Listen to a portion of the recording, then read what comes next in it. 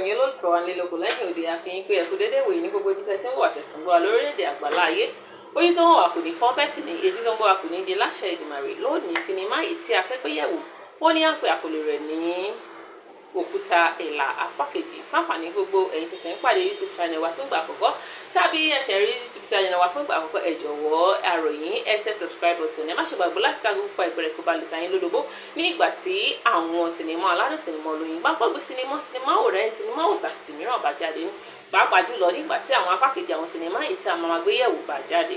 Gẹ́gẹ́ bẹ́ẹ̀ ṣe mọ̀ pé lórí ìkànnì YouTube channel wa a máa ń sọ̀rọ̀ lórí a máa ṣe movie review lórí àwọn sinimá èyí tó ti jáde lọ́lọ́kan òjọ̀kan láti ẹ̀yìn wá pàápàá jùlọ èyí tó ní apá kejì apá kẹta àti apá kẹrin ẹ sọ ìrònú yín opinion yín ẹ máa kọ sórí comment section ká bá lè sọ̀rọ̀ lórí rẹ̀ kí lẹ́nu ẹ̀rọ kó máa ṣẹlẹ̀ nínú apá kejì sinimá òun la máa ń sọ̀rọ̀ lé lórí.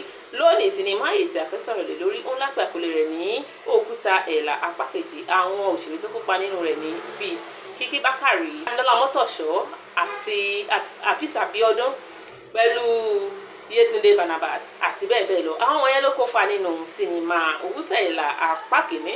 Tí wọ́n ní pé ẹ fẹ́ wò ní ẹ lọ sí orí Damilola Motosho TV, ibẹ̀ ni wọ́n ti ń ṣèrè lọ́wọ́lọ́wọ́. A ò ní rí ìdìbà ìlọsí ìdíjọ́ mìíràn ọjọ́ rẹ̀ ire lójú owó rí ìlú gbogbo máa rí láṣẹ Èdùmàrè. Ó dàbọ̀ tún dìgbà mìíràn ire o.